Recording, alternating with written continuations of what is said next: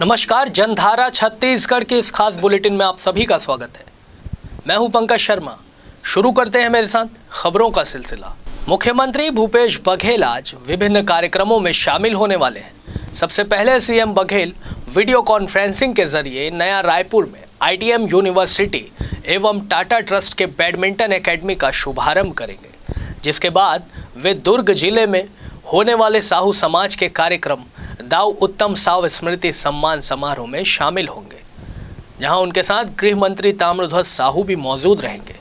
इस दौरान मुख्यमंत्री भूपेश बघेल साहू समाज की 6 प्रतिभाओं को सम्मानित भी करेंगे। और कांग्रेस के प्रदेश कार्यालय राजीव भवन में आज युवक कांग्रेस द्वारा प्रेस वार्ता का आयोजन किया गया है।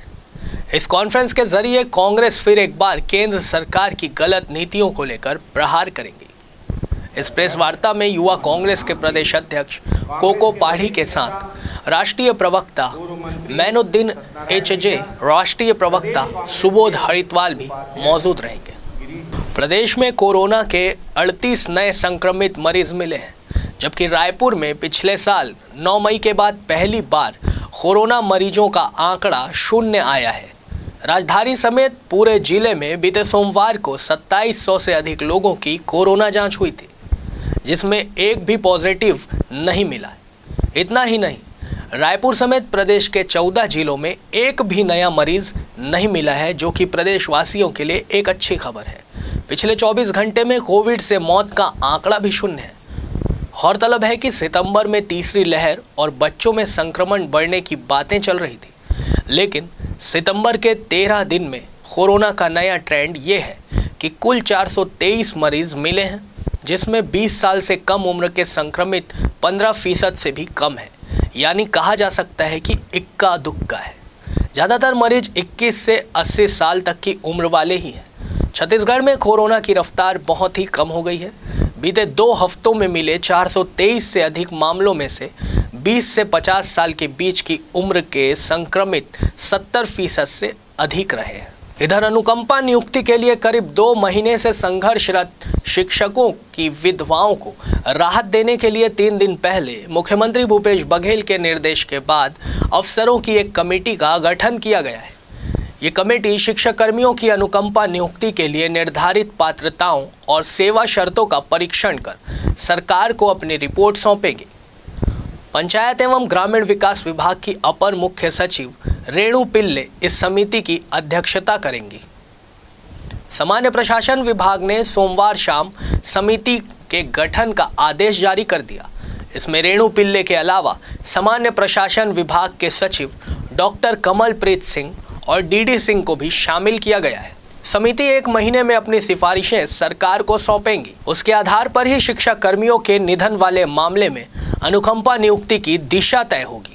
केंद्र सरकार द्वारा जारी विभिन्न राज्यों के जांच बैरियर हटाए जाने के निर्देश के बाद प्रदेश में अब सियासत अपने चरम पर है।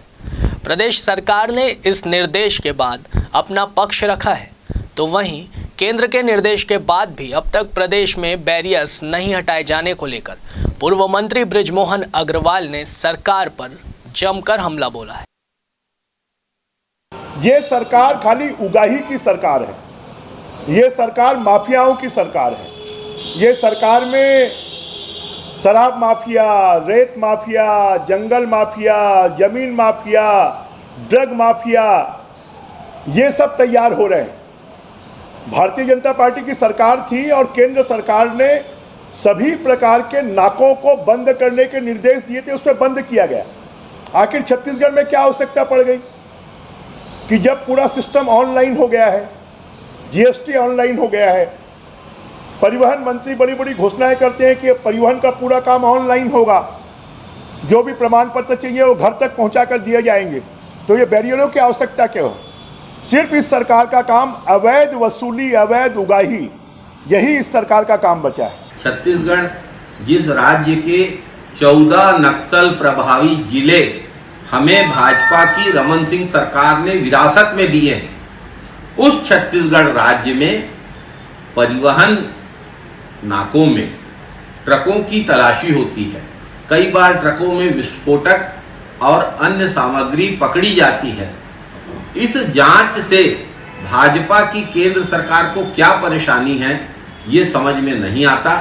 भारतीय जनता पार्टी की केंद्र सरकार ट्रकों का निर्बाध आवागमन चाहती है, लेकिन ट्रकों के निर्बाध आवागमन के साथ यदि विस्फोटकों का, हथियारों का निर्बाध आवागमन होगा तो यह राज्य की शांति व्यवस्था के लिए ठीक नहीं है। छत्तीसगढ़ में सब इंस्पेक्टर्स के 975 पदों पर भर्ती होगी। इन पदों पर भर्ती के लिए राज्य सरकार ने अनुमति दे दी है, जिसके बाद डीजीपी डीएम अवस्थी ने भर्ती के लिए एक उच्च स्तरीय समिति भी बनाई है। बताया जा रहा है कि 1 अक्टूबर से लेकर 31 अक्टूबर तक 975 पदों पर भर्ती के लिए आवेदन मंगाए जाएंगे। इस भर्ती की खबर मिलने के बाद एक बड़ा सवाल भी खड़ा हो गया है। पिछली सरकार के कार्यकाल यानी 2018 में सब इंस्पेक्टर के 655 पदों के लिए पूर्व में जिन अभ्यर्थियों से आवेदन मंगाए गए थे, उनकी परीक्षा अब तक नहीं हुई है। ऐसे अभ्यर्थियों का आखिर क्या होगा? क्या उनके मामलों पर सरकार सहानुभूतिपूर्वक विचार करेगी? फिलहाल इस मामले में सरकार ने चुप्पी साध रखी। सरकार के द्वारा 975 पदों पर सब इंस्पेक्टर की भर्ती नए सिरे से लेने की खबर अखबार के द्वारा हमें प्राप्त हुई है। अब इसमें विवाद की स्थिति यह बन रही है कि जो पुराने अभ्यर्थी थे जिन्होंने 2018 में आवेदन किया हुआ था, उन्हें क्या फिर से फॉर्म भरना पड़ेगा? और क्या उनकी उम्र सीमा जो पार हो चुकी है, उन्हें इसके लिए कोई छूट प्रदान की जाएगी? इस प्रकार से कई सारे सवाल जो है पुराने अभ्यर्थियों को लेकर आ रहा है। इसके बारे में सरकार ने किसी प्रकार का स्पष्टीकरण भी अभी तक नहीं दिया गया है। जो खबर निकल कर आई है उसमें सिर्फ यही कहा गया है कि नए सिरे से फॉर्म भराया जाएगा 1 अक्टूबर से 31 अक्टूबर तक। इसमें सरकार एक लाइन और ऐड करके बता सकती थी कि पुराने अभ्यर्थियों को आवेदन करने की आवश्यकता है कि नहीं है। अब इससे क्या होगा कि मान लीजिए सरकार सबसे फिर से आवेदन भरवाती है, तो जो पुराने आवेदन कर चुके हैं वो इसको लेकर कोर्ट जा सकते हैं कि हमें जो है कि हमने जो है पहले आवेदन किया हुआ है, तो हमें फिर से आवेदन करने के लिए क्यों कहा जा रहा है। और 1600 रुपये की बात है, कई लोगों के लिए 1600 रुपये बहुत बड़ी चीज़ होती है, कई दिन की आजीविका होती है उनकी, तो उनसे फिर से फॉर्म भरवाना ये तो एक प्रकार से अन्याय ही होगा। इधर राज्य में आगामी 28 सितंबर को किसान महापंचायत बुलाई गई है। इस महापंचायत में प्रदेश भर से हजारों किसान जुटने वाले हैं। जानकारी देते हुए आयोजन के संचालक मंडल सदस्य तेजराम विद्रोही ने बताया कि इस महापंचायत में राष्ट्रीय किसान नेता राकेश टिकैत, दर्शन पाल सिंह, योगेंद्र यादव, मेघा पाटकर समेत कई राष्ट्रीय किसान नेता मुख्य वक्ता के रूप में शामिल होंगे, जहां प्रदेश और केंद्र सरकार के किसान विरोधी कानून को लेकर प्रदर्शन किया जाएगा। उन्होंने बताया कि केंद्र सरकार के कृषि कानून को रद्द किए जाने और न्यूनतम समर्थन मूल्य में खरीदी किए जाने को लेकर किसान महापंचायत का आयोजन किया जा रहा है। केंद्र सरकार के द्वारा जो किसान विरोधी, कारपोरेट परस्त, कृषि विरोधी जो कानून लाया गया है, उन तीनों कानून को रद्द करने की मांग को लेकर और न्यूनतम समर्थन मूल्य की गारंटी की मांग को लेकर के ये आंदोलन जारी है। और ये किसान महापंचायत जो छत्तीसगढ़ में होने जा रही है, ये देशव्यापी किसान आंदोलन का एक स्वरूप है। ये जो आयोजन किया गया है, जिसे संबोधित करने के लिए संयुक्त किसान मोर्चा के जो नेता हैं चौधरी राकेश टिकैत जी, डॉक्टर दर्शन पाल जी, योगेंद्र यादव जी, मेधा पाटकर जी, डॉक्टर सुनेलम जी, ये सारे लोग आ रहे हैं और एक छत्तीसगढ़ में किसान आंदोलन को इससे एक नया और दिशा मिलेगी। और राजधानी रायपुर के एकात्म परिसर में भारतीय जनता पार्टी के जिला कार्यकारिणी की बैठक संपन्न हुई। इस बैठक में धर्मांतरण के मुद्दे पर सरकार को फिर से घेरने की रणनीति तैयार की गई। वहीं प्रधानमंत्री नरेंद्र मोदी के जन्म दिवस पर भाजपा द्वारा चलाए जाने वाले सेवा और समर्पण अभियान को लेकर भी तमाम चर्चाएं की गई है। बैठक के बाद पूर्व मंत्री बृजमोहन अग्रवाल ने मीडिया से बातचीत की। भारतीय जनता पार्टी लगातार सक्रिय रहने वाली पार्टी है। आने वाली 15 तारीख को सभी 16 मंडलों में और हमारे कार्यकर्ता जाकर पुलिस थाने में धर्मांतरण करवाने वालों के खिलाफ में रिपोर्ट करेंगे। और साथ में जिन लोगों ने, जिनका वीडियो प्रसारित हो रहा है, वायरल हो रहा है, कि जिन्होंने कहा है कि धर्मांतरण करवाने का हमको अधिकार है, संविधान को जला दिया जाए। जो देशद्रोही जैसी बातें कर रहे हैं उनके खिलाफ में कोई कार्रवाई नहीं हो रही। सरायपाली में भी कांग्रेस के मंडल अध्यक्ष के घर में धर्मांतरण करने का मामला आया और वो फरार हो गया, उनके खिलाफ में कोई कार्रवाई नहीं की। और साथ में आने वाली 17 तारीख से लेकर 7 अक्टूबर तक भारतीय जनता पार्टी मोदी जी के जन्मदिन से लेकर और मोदी जी के राजनीति में आने तक का जो कार्यकाल है, ये 20 दिनों तक सेवा के काम, पर्यावरण के काम, सेवा ही संकल्प है, उसको लेकर वार्ड वार्ड में और लोगों के घर घर तक जाएंगे और भारतीय जनता पार्टी के संदेश को पहुंचाएंगे। अभी वक्त है एक छोटे से ब्रेक का।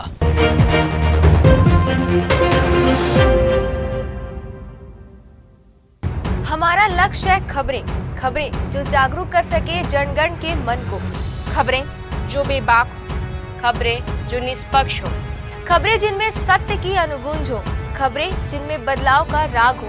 आइए खबरों से आवाम को जगाते हैं, झूठ को सच का आईना दिखाते हैं। देश और दुनिया की खबरों के साथ छत्तीसगढ़ की खबरों के लिए देखते रहिए VIP न्यूज।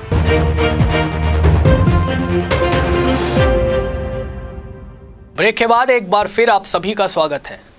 बढ़ते हैं अगली खबर की ओर, जो कांकेर से है। कांकेर जिले के छोटे बिठिया थाना के अंतर्गत बिठिया बाजार में सामुदायिक पुलिसिंग कार्यक्रम का आयोजन किया गया। इस कार्यक्रम में पुलिस ने आम जनता को दिनों दिन बढ़ रहे अपराध के प्रति सचेत किया, साथ ही उपस्थित लोगों को उनके विशेषाधिकारों के प्रति जागरूक भी किया। आज छोटे बिठिया में सामुदायिक पुलिसिंग कार्यक्रम का आयोजन किया गया, जिसमें हमें साइबर क्राइम, फेसबुक ठगी, ऑनलाइन ठगी संबंधित जानकारी मिला। हमें बहुत अच्छा लगा। साथ ही साथ बाल अपराध रोकने संबंधित, महिला अपराध रोकने संबंधित जानकारी हमें छोटे बिठिया थाना प्रभारी की ओर से मिला और हमें बहुत अच्छा लगा और आगे ऐसे कार्यक्रम होते रहे, हम यही आशा करते हैं। हमारे पुलिस अधीक्षक श्री सलभ सिन्हा जी के निर्देशानुसार सभी जिले के सभी थाना क्षेत्रों में सामुदायिक कम्युनिटी पुलिसिंग करने का आदेश प्राप्त हुआ है, जिसके अनुसार हम लोग सभी थाना क्षेत्रों में जन जागरूकता कार्यक्रम चला रहे हैं कम्युनिटी पुलिसिंग के अंतर्गत, जिसमें हम लोगों को साइबर क्राइम के बारे में जानकारी, उनसे बचने के बारे में जानकारी तथा बाल अपराध, महिला अपराध से संबंधित जानकारी, आदिवासियों के अधिकारों के बारे में जानकारी प्रदान कर रहे हैं तथा भविष्य में उनको किसी भी प्रकार की परेशानी हो तो तत्काल थाना में संपर्क करें। हमारे द्वारा उनके शिकायतों का तुरंत निराकरण करने का उपाय किया जाएगा। और राजनांदगांव जिले के फास्ट ट्रैक कोर्ट ने कल नाबालिग बच्ची से दुष्कर्म कर उसकी हत्या करने वाले एक आरोपी को फांसी की सजा सुनाई है। मामला राजनांदगांव शहर के चिखली पुलिस चौकी क्षेत्र का है, जहां वर्ष 2020 में 22 अगस्त के दिन 25 वर्षीय आरोपी शेखर को राम ने 3.5 वर्ष की मासूम बच्ची को चॉकलेट का लालच देकर पहले तो उसे अपने घर पर बुलाकर उसके साथ दुष्कर्म की घटना को अंजाम दिया, जिसके बाद उस बच्ची की बेरहमी से हत्या कर दी। जिसके बाद बच्ची और उसके परिवार के पक्ष में शहर में रैलियां निकालकर आरोपी को त्वरित फांसी देने की मांग की गई थी। गौरतलब है कि कोरोना काल की वजह से कोर्ट बंद रहने के चलते मामले की सुनवाई में कुछ बाधाएं जरूर आई।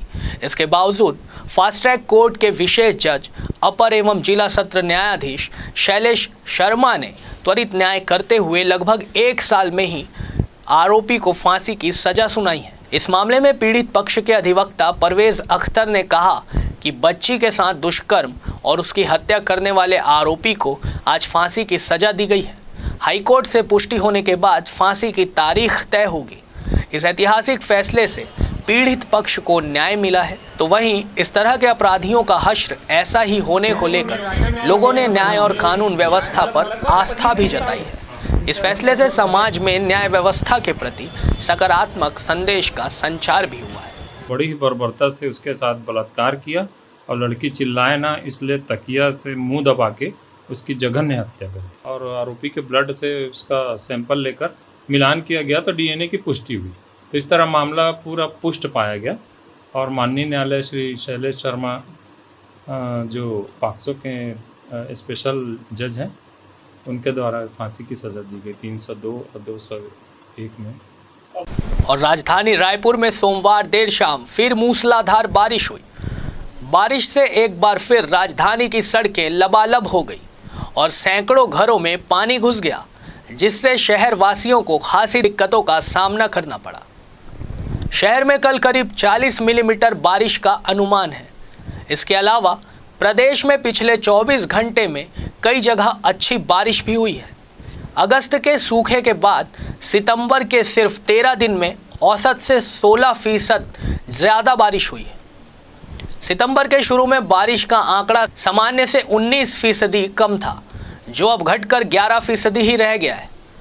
प्रदेश में अगले 1-2 दिन भारी बारिश की संभावना बनी हुई है, इसलिए विशेषज्ञों को उम्मीद है कि सितंबर अंत तक औसत के बराबर बारिश हो जाएगी। चलिए अब रुख करते हैं रानी का, जो हमें दिखाएगी छत्तीसगढ़ की 36 खबरें सुपर फास्ट अंदाज में।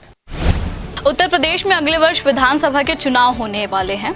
वहां के गर्म राजनीतिक माहौल की तपिश छत्तीसगढ़ में भी उबाल ला रही है। उत्तर प्रदेश के मुख्यमंत्री योगी आदित्यनाथ ने कल कांग्रेस को आतंक की जननी कह दिया।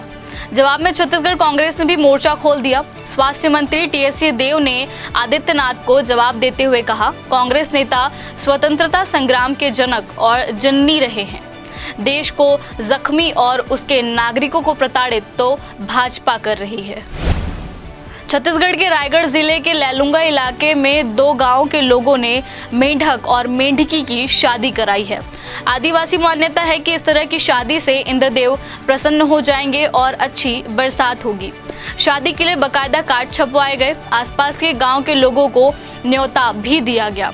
700 से ज्यादा बाराती गाजे बाजे के साथ नाचते गाते बारात लेकर दूसरे गांव पहुंचे। कुल मिलाकर इस शादी में 12 गांव के 3000 से ज्यादा लोग शामिल हुए। छत्तीसगढ़ में हाथियों का आतंक जारी है। बीती रात को एक दंतैल हाथी ने बाइक सवार एक युवक को मार डाला। वहीं उसी दंतैल ने आगे जाकर खेत की रखवाली कर रहे किसान को भी कुचल दिया, जिससे उसकी मौके पर ही मौत हो गई। इस तरह प्रदेश में पिछले 6 दिनों के अंदर 6 लोगों की जान हाथी के हमले के कारण चली गई है। रायपुर के अभनपुर क्षेत्र में बीमार बेटी को ठीक करने का झांसा देकर शातिर ठगों ने 8000 रुपए और 1 बोरी चावल ठग लिया। घर में भीख मांगने आने वाली 2 महिलाओं ने खुद को माता होने और पूजा पाठ से ठीक करने का दावा किया। तंत्र मंत्र से बेटी को ठीक नहीं होते देख उसके पिता भड़क गए। इसके बाद दोनों पक्षों में विवाद हो गया। इस मामले में 7 लोगों के खिलाफ एफआईआर दर्ज कराई गई है। टोक्यो में हुए ओलंपिक और पैरा ओलंपिक में भारतीय खिलाड़ियों के लाए मेडल का असर 0 पार्टिसिपेशन वाले राज्यों में भी दिखने लगा है। छत्तीसगढ़ के मुख्यमंत्री भूपेश बघेल ने सोमवार खेलों को लेकर बड़ी घोषणाएं की हैं। उन्होंने प्रदेश में बैडमिंटन अकादमी शुरू करने का ऐलान किया। साथ ही सभी सरकारी विभाग में खेल कोटा से नौकरी देने पर विचार विमर्श के बाद फैसले की बात कही है। छत्तीसगढ़ में कोरोना से जान गंवाने वाले अधिवक्ताओं को राज्य सरकार की ओर से मुआवजा दिया जाएगा। इस संबंध में राज्य सरकार की ओर से एक शपथ पत्र भी लॉ सेक्रेटरी राम कुमार तिवारी ने पेश किया है। एफिडेविट में कहा गया है कि एसबीसी जिन प्रभावित वकीलों के नाम भेजेगा, उनके परिवार को 90 दिनों के भीतर मुआवजा मिल सके, इसकी कोशिश रहेगी। वहीं अदालत ने स्टेट बार काउंसिलिंग को निर्देश दिया कि वह जल्द से जल्द पेंडिंग मामलों का निराकरण करे। छत्तीसगढ़ के ऐतिहासिक भोरमदेव मंदिर में शिवलिंग का क्षरण हो रहा है। क्षरण से बचाने के लिए शिवलिंग पर 21 किलोग्राम चांदी का कवच चढ़ेगा। साथ ही शेषनाग की प्रतिमा भी चांदी की होगी। चांदी का कवच बनाने के लिए राजस्थान के कारीगर को ऑर्डर दिया गया है। यह अगले 1.5 महीने में बनकर तैयार होगा। छत्तीसगढ़ के महासमुंद में सोमवार को एक बड़ा हादसा हो गया। यहां करंट लगने से 2 लोगों की दर्दनाक मौत हो गई। बताया गया कि एक महिला कपड़े सुखाने तार में डाल रही थी। अचानक वो करंट की चपेट में आ गई। वहीं अपनी नानी को तड़फता देख उसकी नातिन भी बचाने पहुंची, वह भी करंट की चपेट में आ गई। दोनों की मौके पर ही मौत हो गई। मामला कोतवाली थाना क्षेत्र का है। छत्तीसगढ़ राज्य पुलिस सेवा के 6 अफसरों का तबादला एक जिले से दूसरे जिले किया गया है। इसमें रायपुर के एडिशनल एसपी ग्रामीण को भी बदल दिया गया है। अब तक रायपुर के ग्रामीण एसपी की जिम्मेदारी संभाल रहे लखन पटले को हटाकर रायगढ़ के अतिरिक्त पुलिस अधीक्षक बनाया गया है। अब रायपुर के नए ग्रामीण एसपी कीर्तन राठौर होंगे। इनके अलावा गरियाबंद, पेंड्रा मरवाही, बिलासपुर, कोरबा के भी अफसरों को बदला गया है। राज्य सरकार ने आज मंत्रालय के विभिन्न विभागों और कुछ निगम मंडलों में प्रशासनिक फेरबदल किया है। इसकी जद में अभी भारतीय प्रशासनिक सेवा के 21 अधिकारी आए हैं। इसमें शीर्ष पदों पर बैठे अधिकारी भी शामिल हैं। कृषि उत्पादन आयुक्त रही 1997 बैच की अफसर डॉक्टर एम गीता को दिल्ली में छत्तीसगढ़ का आवासीय आयुक्त बनाया गया है। छत्तीसगढ़ में महिलाओं के लिए शुरू की गई विशेष उपचार की सुविधा दाई दीदी क्लिनिक योजना का अच्छा प्रतिसाद मिल रहा है। यही वजह है कि जरूरतमंद और गरीब बीमार महिलाओं को समय पर उनके ही घर के आसपास निशुल्क इलाज मिलने लगा है। मोबाइल मेडिकल यूनिट में सभी प्रकार की सुविधाओं के साथ चिकित्सक सहित सभी स्टाफ महिलाएं होने से इलाज कराने वाली महिलाओं को अपनी समस्याएं बताने में किसी तरह संकोच भी नहीं होता। यही वजह है कि रायपुर, बिलासपुर और भिलाई नगर पालिका निगम में शुरू हुई इस योजना से करीब 700 कैंपों में अब तक 50,000 से अधिक महिलाएं दाई दीदी क्लिनिक योजना से लाभान्वित होकर ठीक हो चुकी हैं। रायपुर जिले में अभी तक होटल और ढाबों में शराब प्रेमियों को अवैध रूप से शराब परोसी जा रही थी, लेकिन अब ठेले खुमचे भी शराब प्रेमियों के नए ठिकाने बन गए हैं। शाम होते ही ठेलों पर शराब प्रेमी मंडराने लगते हैं। शहर में अवैध तरीके से बिक रही शराब के कारण युवा पीढ़ी नशे की गिरफ्त में फंसती जा रही है। रविवार को रायपुर पुलिस ने अवैध रूप से ठेलों पर शराब परोसने वाले 51 लोगों के खिलाफ आबकारी एक्ट के तहत कार्रवाई की है।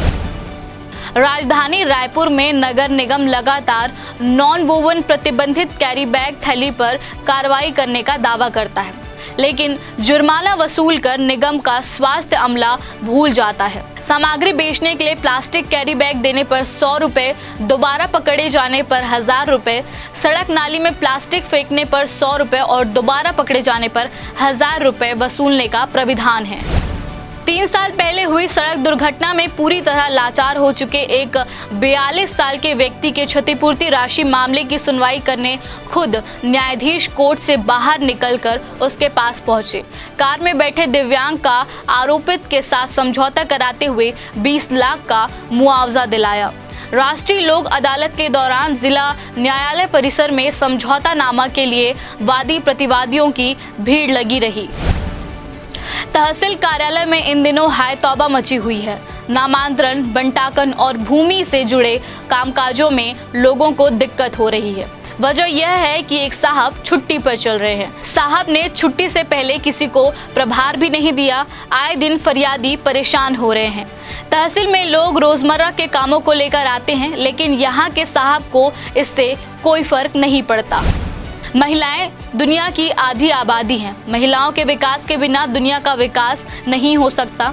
हम आज गर्व के साथ कह सकते हैं कि चूड़ियां पहनने वाले हाथों ने भी हमारे देश के विकास को दिशा दी है। उक्त विचार विधायक बृजमोहन अग्रवाल ने वक्ता मंच के नारी शक्ति शिखर अलंकरण समारोह में मुख्य अतिथि के आसंदी में व्यक्त किए। शनिवार को दोपहर बाद हुई तेज बारिश के कारण रायपुर शहर में जगह जगह जल भराव, उफनाए नालों का पानी बस्तियों, कॉलोनियों, पुलिस थानों, स्कूलों और लोगों के घरों तक में घुसने से आधी रात तक निगम का पूरा अमला परेशान रहा। हालांकि सुबह तक हालात सामान्य होने का दावा निगम के अफसरों ने किया। डेंगू के प्रकोप को पहले से झेल रहे रायपुर वासियों को अब जलभराव की वजह से संक्रामक बीमारी फैलने का डर है। इसकी आशंका से निगम का स्वास्थ्य विभाग अलर्ट है। राजधानी रायपुर के आमानाका क्षेत्र में चाकूबाजी के बाद हुई हत्या की वारदात में पुलिस ने आरोपी को महज 6 घंटे में गिरफ्तार कर लिया।